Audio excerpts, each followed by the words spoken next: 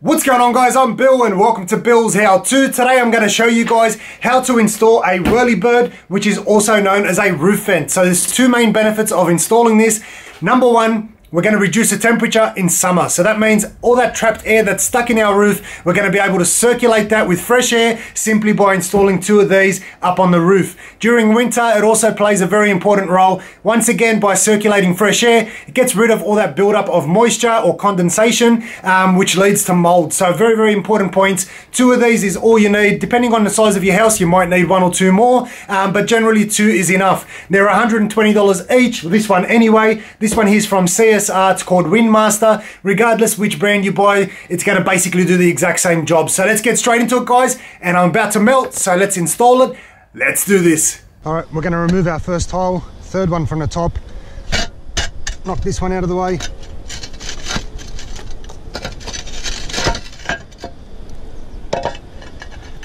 Slide this one here back down.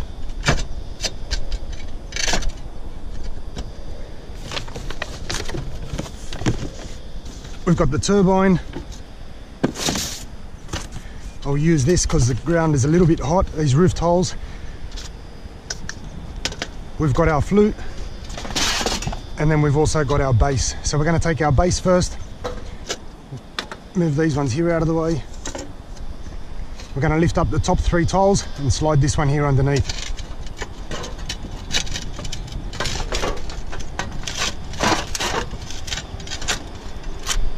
Try to get this as centered as possible.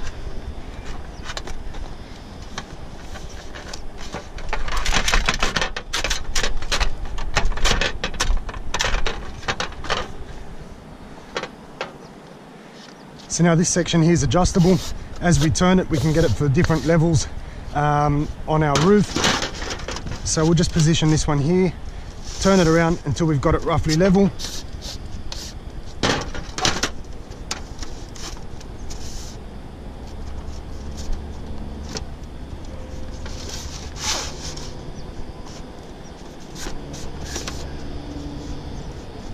That looks pretty good where it is there.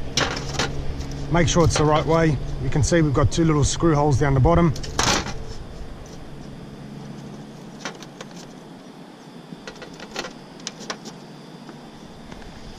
So now you can use the screws that came with the kit, but technically what you have to do after that is silicone the screws. That's just to make sure that it's 100% watertight.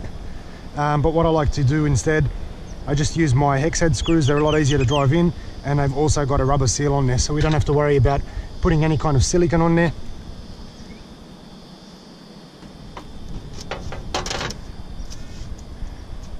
I like to try and get my screw down the bottom over here, and I'll show you why in a second, but we're going to just put the screws in for this position here first.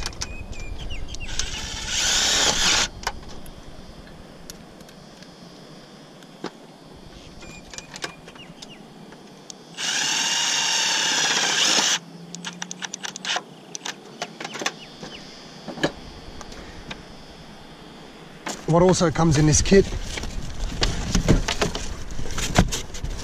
is a little piece of metal, which is just a bracket. So what this one here does, we're going to screw it into the timber. Hopefully you guys can see there. The batten timber that's underneath, we're going to screw this in. This helps fix this one here into position.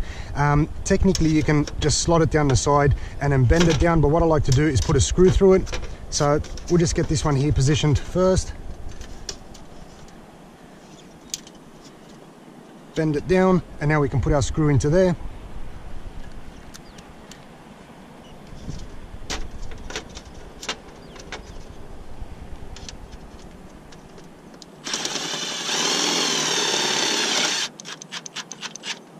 That way there's no way this one here is moving.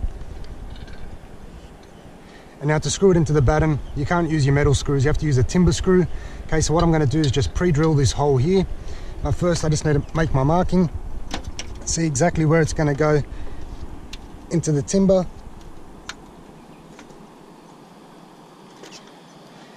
And now I can pre-drill this hole.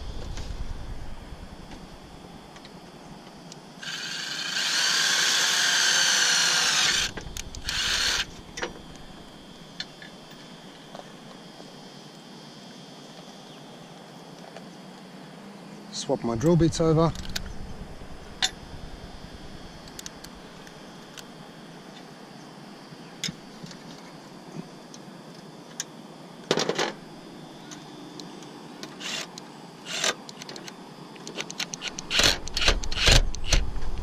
Now that bottom one's fixed in place as well.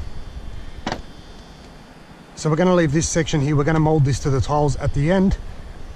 We'll take our turbine. Actually, before we do that, the flashing that's at the back of this, we just want to bend it down a little bit, get it to hang on to the back timber so that we make sure we've got a bit more support down there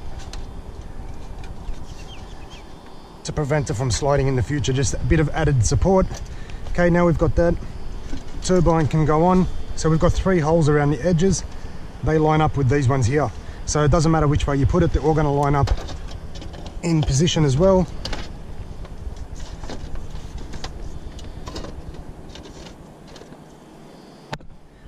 And once that's in, you'll be able to see the little hole right there. Put in another screw.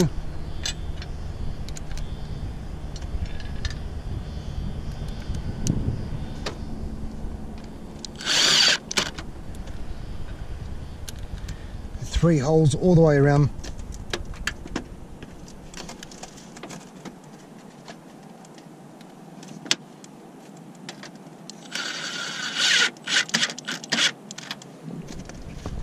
One more screw at the back.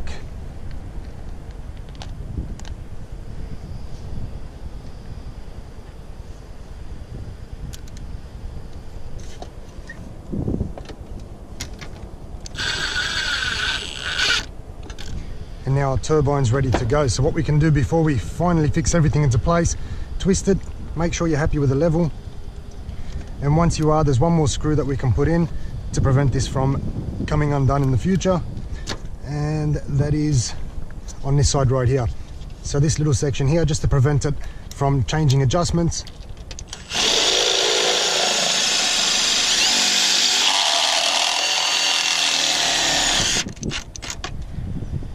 Now we'll bend down our little bit of flashing here. You can use a rubber hammer, or you can just bend it with your fingers. It's pretty soft material. Just very, very hot.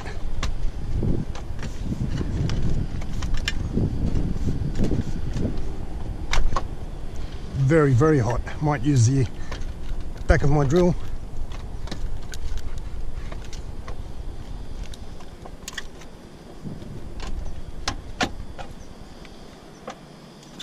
Push that all into place.